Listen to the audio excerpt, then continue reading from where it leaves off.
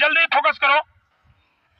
আমি চ্যালেঞ্জ করে বলতে পারি, বাংলা না থাকলে নাসা চলতে পারে না, বাংলা না থাকলে আমেরিকা চলতে পারে না, বাংলা না থাকলে ইউকে চলতে পারে না, বাংলা না থাকলে সারা বিশ্ব থাকতে পারে না।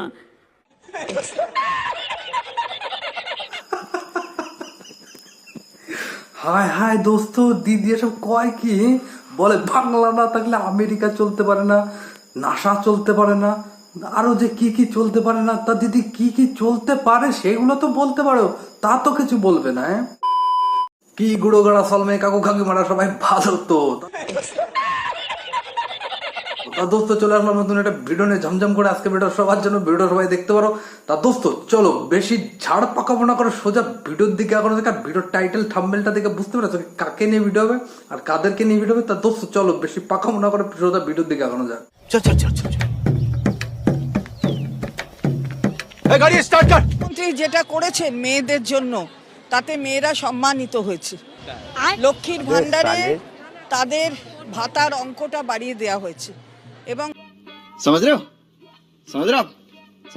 বাহ বাহ কাকিমা বাহ, তোমাদের বুদ্ধি দেখে না আমি সত্যি ভারী গর্বিত। হ্যাঁ, বাড়িয়ে দিয়েছে কি কারণ সেটা কি তোমরা বুঝতে পেরেছ?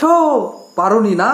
কারণ কি ওই 500 টাকার জায়গা থেকে 1000 টাকা যে করেছে তোমাদের কাছ থেকে ভোটটা ঝমঝম করে কেড়ে নেওয়ার জন্য। ঠিক আছে, এটা তোমাদের বুঝতে হবে না। কারণ কি তোমাদের ব্যাংকে ওই প্রত্যেক মাসে যদি 1000 টাকা করে ঢোকে তাহলে তোমরা আরামসে দিদিকেই ভোটটা দেবে। ঠিক আছে, আশেপাশে যে কি হচ্ছে সেটা তোমাদের চোখে পড়বে না।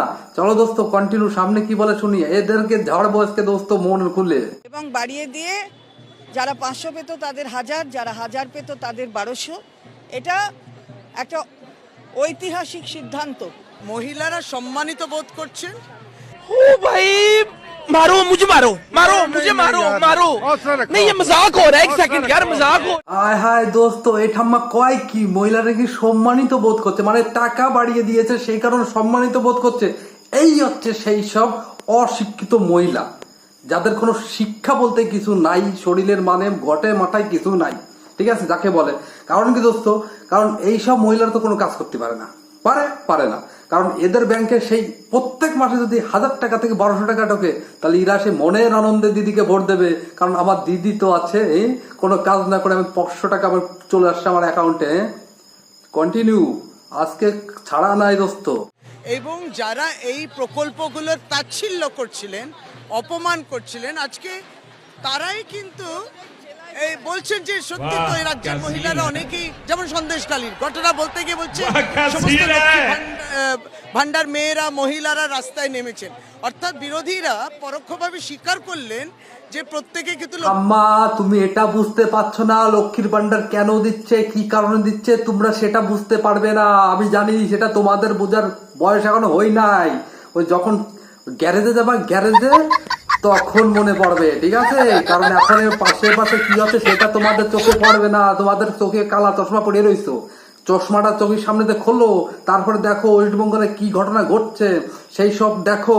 গরু চোর, কয়লা চোর, মাটি চোর, বালি চোর, যত দেশের চোর আছে শালা লাস্টে ওই আছে, ভিডিও লাস্টে আছে তো সব দেখাবো। ঠিক আছে, লাস্টে রেশনের চাল গম সব শালা চুরি মুড়ি করে বেঁচে খাচ্ছে, সেই সব তোমাদের চোখে পড়বে না। তোমরা ঘুমাও আর ওই 500 টাকার জন্য মোটামুটি ভোট দাও, দিয়ে দিদিকে গাছের আগায় উঠো, বুঝলে? আছে দোস্ত, আজকে খবর আছে সব কটার। আজ তৃণমূলের জনসভা রয়েছে। ব্রিগেডের ডাক দিয়েছে লোকসভা নির্বাচনের আগে রাজ্যের মুখ্যমন্ত্রী মমতা বন্দ্যোপাধ্যায়। দাঁড়িয়ে রয়েছে গীতাঞ্জলি স্টেডিয়ামে, যেখানে লাখো মানুষের সমাগম হয়েছে। এই মুহূর্তে ডিম ভাতের যে আয়োজন চলছে সেই ছবি দেখাবো। প্রচুর মহিলারা এসছেন, প্রচুর পুরুষেরাও এসছেন, প্রচুর মানুষ এই মুহূর্তে বসে ডিম ভাত খাচ্ছেন। কারণ আর কিছুক্ষণ পরই তারা ব্রিগেডমুখী হবেন। মমতা বন্দ্যোপাধ্যায়, অভিষেক বন্দ্যোপাধ্যায়, তৃণমূলের শীর্ষস্থানীয় নেতৃত্বরা সেখান থেকে বক্তব্য দোস্ত জনসভায় ডিম ভাত, এখানে কারা আছে সেটা কি দেখেছো? দেখোনি না? ভিডিওটা আরেকবার দেখো।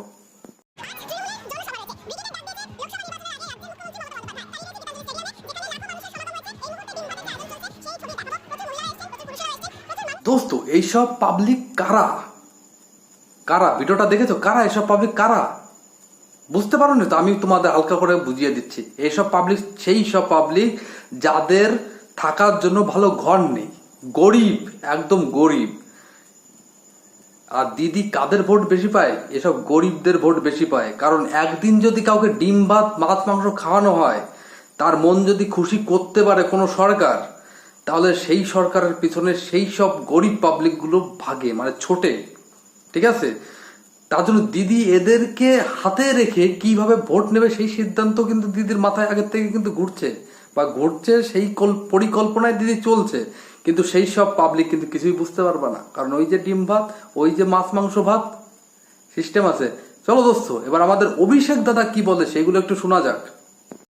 আপনি কার গ্যারেন্টিতে বিশ্বাস করেন, দিদি না মোদি? নীতিশ কুমার। জোর গলায় দিদি দিদি বলেছিল লক্ষ্মীর ভান্ডার দেবো, পেয়েছেন? দিদি বলেছিল কন্যাশ্রী করব, পেয়েছেন? পথশ্রীর রাস্তা পেয়েছেন? মানবিকের ভাতা পেয়েছেন? বিনামূল্যে রেশন পেয়েছেন? স্বাস্থ্য সাথী কার্ড পেয়েছেন? যে আমার গলা কেটে দিলেও আমি দিল্লির কাছে আত্মসমর্পণ করব না, মাথা নত করব না, করেন। দিদি এসব প্রকল্প চালু করছে, যে লক্ষ্মীর ভান্ডার দিচ্ছে, কন্যাশ্রী দিচ্ছে, রূপশ্রী দিচ্ছে। কন্যাশ্রী রূপশ্রী এটা সব জায়গায় চলে, অল ইন্ডিয়ায় সব জায়গায় এটা আছে। কিন্তু এই যে লক্ষ্মীর ভান্ডার, এটা পাবলিকের টাকা পাবলিককেই দিচ্ছে ঘুরিয়ে ফিরিয়ে। ঠিক আছে, আর এইদিকে জনগণ পাবলিককে চুতিয়া বানিয়ে দিচ্ছে। আর এখানে একটা ভিডিও বললো না অভিষেক দা, বলো না যে দিল্লিতে যে মাথা নিচে করবে না, সেই ভিডিওর একটা ক্লিপ ছিল। আমার ফোনে জায়গা নেই বলে সেই ক্লিপটা ডিলিট হয়ে গেছে, হয়তো অনেকক্ষণ খুঁজে পেলাম না, কিন্তু সেটা দেখাতাম। কিন্তু এখানে একটা কথা আছে, এই ভিডিওটা দেখো তাহলে বুঝতে পারবা। ৯২,০০০ টাকার ঋণ ছিল যেদিন মমতা বন্দ্যোপাধ্যায় ক্ষমতায় আসেন, আর আজকে তো এফআরবিএম এর লিমিট ভাঙতে চলেছে। ৬ লক্ষ কোটি টাকার সীমারেখা অতিক্রম করছে। মানুষের টাকা মানুষকে দিচ্ছেন, মাঝখান থেকে তৃণমূল কংগ্রেস লুট করছে। তাহলে প্রকল্প গ্রহণ না করে উনি আরেকটা সমান্তরাল প্রকল্প চালিয়ে দিতে পারতেন। একটা চরম সর্বনাশ অপেক্ষা করছে পশ্চিমবঙ্গের পরবর্তী প্রজন্মের জন্য। রাজ্যকে দেউলিয়া বানিয়ে দিয়ে চলে যাবে যাওয়ার আগে এই সরকার। এই আঙ্কেল যেটা বললো সেটাই, কলকাতাকে এরকম একটা পরিস্থিতির মধ্যে নিয়ে চলে আসবে না, লাস্টে ভিখারি হয়ে যাবে সবাই, ভিখারি। লাস্টে ওই হাতে থালা ধরে রাস্তায় রাস্তায় ভিক্ষা করবার সব করে দিলাম। ঠিক আছে, কাকা যেটা বললো সেটাই হবে। এই দিল্লির কাছে মাথা নিচে করছে না, এইদিকে পাবলিকের চুতিয়া বানিয়ে পাবলিকের টাকায় সবাইকে দিবে, আর এদিকে জিএসটির দাম সবাইকে বাড়াবে। মোটামুটি মানে কলকাতার শেষ দোস্ত। ঠিক আছে, হ্যাঁ, এবার চলো লাস্টে দেখা যাক দিদি আরো কি বলে, শোনো এবার। আমি ব্রিগেড থেকে বলে যাচ্ছি, যদি ১ মের মধ্যে না দেয় ১১ লক্ষ লোকের বাড়ি আমরা তৈরি করে দেবো আমাদের সরকার থেকে গরিব মানুষের জন্য। দোস্ত ১১ লক্ষ লোকের বাড়ি তৈরি করে দেবে দিদির নিজের ব্যাংকের টাকা দিয়ে। হ্যাঁ, বুঝে নাও, ঘটনা আছে এর মধ্যে। কিন্তু আত্মনির্ভর হবে তখনই যখন আপনি বাংলাকে জেতাবেন। কি গুঁড়ো করা সলমে কাকুমারা, দিদি কি বলেছে শুনেছো? সবকিছু পেতে গেলে কিন্তু দিদি কি জিতাতে হবে। 2024-এ দিদি কিন্তু কলকাতায় আসতে চাই, আসবেই। ঠিক আছে, সেরকম ভাবে কিন্তু সবাই সিদ্ধান্ত নিয়ে রাখো। যে মেট্রোটা এসে উদ্বোধন করছে ওটা আমার করে দেওয়া, টাকাও আমি দিয়ে গেছি, আর উনি ফিতে কাটছেন। ও ভাই, মুঝে মারো। দিদি কি ঠিক আছে না? দিদির কোনো বিপি টিপি বেড়েছে, লো হাই হয়ে গেছে, আমি তো এটাই বুঝতে পারছি না। মানে নরেন্দ্র মোদী মেট্রোর এখন ফিতে কেটেছে বলে দিদি বলছে সেটা সব টাকা টুকে আমি দিয়েছি। বাংলার আমাদের টাকা নিয়ে যাচ্ছে। হায় হায় দিদি, তুমি সব কও কি? বাংলার টাকা কেন্দ্র নিয়ে চলে যাচ্ছে? আমি তো দিদি দেখলাম পার্থ জেঠুর গড়ে এত টাকা। হ্যাঁ, এই টাকাগুলো মানে কোথা থেকে আসলো দিদি? ও দিদি এইসব টাকা কাদের? হ্যাঁ, পার্থ জেঠুর কাছে টাকা, অনুব্রত জেঠুর কাছে গরু ধরা পড়েছে চুরি করতে, যে সেখানোর টাকা। হ্যাঁ, আর অর্পিতার কাছেও টাকা। দিদি এসব টাকা কাদের দিদি? আমাদের টাকা আমাদের ফেরত দিচ্ছে না দিদি। তোমার টাকা ফেরত আনতে হলে পারে তাহলে ওই পার্থ জেঠুর কাছে যেতে হবে তোমার। এনআরসি করতে দেব না, চিৎকার করে বলুন এনআরসি হবে না।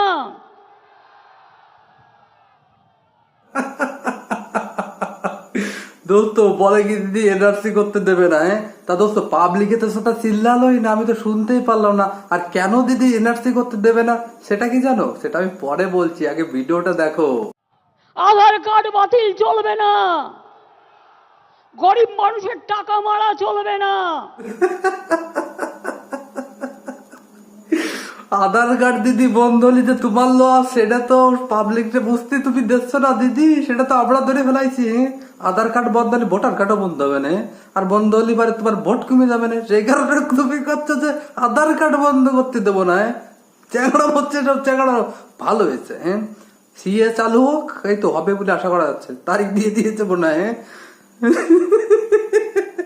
কিন্তু এই লড়াইটা করবার শক্তি তো দিতে হবে। আপনারা যদি আমাদের না জেতান,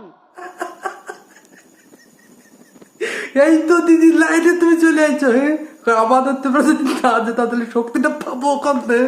তা দেখেছো লাইনে দিদি চলে আইছে। যদি আসনগুলো আমাদের না জেতান, তাহলে এই টাকাগুলো গর্জন বেরোবে কোত্থেকে? গুঁড়ো গড়া সলবে কাকু কাকিমারা দিদি কি বলে শুনেছো? হ্যাঁ, গর্জন দিয়ে ওঠো কিন্তু, বুঝলে, নাহলে কিন্তু জিততে না পারলে কিন্তু কিছুই করে দেবে না। হ্যাঁ, তা এইসব কথা বাদ দাও দিদি, এখন তোমার কথা আমি শুনছি না। এবার আমি কালকে পরশুদিনকে বিয়ে বাড়ি যাবো, তা বিয়ে বাড়ি কি গিফট নিয়ে যাবো তাই কও, একটু শুনে নই।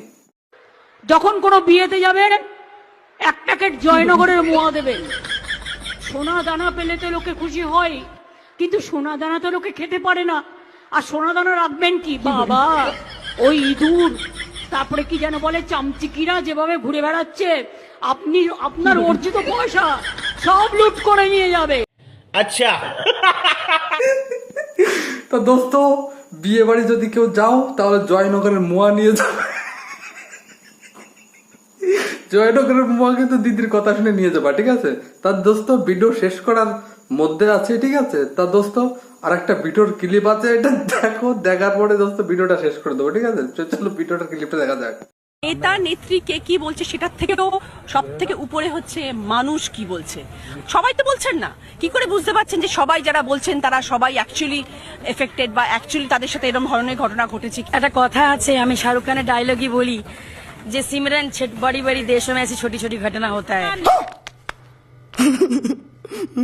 নির্লজ্জ হলে যা হয়, হ্যাঁ, তা আমরা বহিরাগত আর কিভাবে চেক করবে, আর কিভাবে ওদেরকে দেখালে হবে? ওর নিজে একটা দিদি নাম্বার ওয়ানে সারাক্ষণ ওকে দেখছি, আমরা এতদিন ভাবতাম যে খুব ভালো, খুব সুন্দর, মানে খুব সম্মানীয় ব্যক্তি, এখন তো দেখতে পাচ্ছি পুরো মানে একদম চিটিংবাজ মহিলা। সিনেমার আর্টিস্ট করে, সবার সঙ্গে মেলামেশা করে বলে কি আমরাও কি মেলামেশা করবো? এটা চায় যে আমাদের কোনো মান ইজ্জত নেই, ও তো একটা মেয়ে। তাহলে এগুলো কি সব মিথ্যে? দেশ দুনিয়া যা হচ্ছে সব কি মিথ্যা? দিদির যেরকম মাথার ডিফেক্ট হয়েছে, ওনারও মাথার ডিফেক্ট হয়েছে, ওনাকে ডাক্তার দেখে আমাদের কাছে আসতে হবে, তবে আমরা বলবো যে আমরা বহিরাগত না, আমরা বাইরের মানুষ না, এখানকার দেশ। তো এরা আবার কোন ধরনের নেত্রী আমি তো এই বুঝতে পারলাম না। এরা এরকম ঘটনা ঘটে গেছে, তারপরে বলে ছোট ছোট ঘটনা। মানে বড়রে ছোট করে দেয়, ছোটরে বড় করে দেয়, একে কাজই হচ্ছে এই, তাছাড়া কিছু না।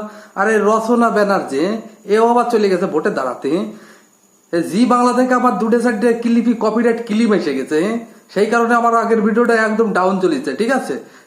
আর কিছু বলার নাই, আমার বাড়ির রাগ হচ্ছে ভিডিও দেখার পর। তা দোস্ত, ভিডিওটা আমি এখানে শেষ করে দিলাম। আর এসব নেত্রীদেরকে সবাই ভোট দাও, চোখ বন্ধ করে, কোনো প্রবলেম নেই। তা দোস্ত, ভিডিওটা শেষ এখনই। আর ভিডিওটা ভালো লাগুক খারাপ লাগুক যা লাগবে লাগুক, আমি এখন ভিডিওটা শেষ করে এখন ঘুমাবো, ঠিক আছে? অনেক রাত হয়ে গেছে, 3টে বাজে, ঠিক আছে? রাত 3টের সময় ভিডিও শুট করতেছি, মানে ফাইজলেমের আর কি করার কিছু নাই। তা দোস্ত, আবার দেখা হবে 2, 4, 5 দিন 10 দিন পরে। ততদিন সবাই সবার খেয়াল রাখো। Okay bye. 5 দিন পরে আবার আসতেছি, ঠিক আছে? আবার জ্বালাবো দিদি রে।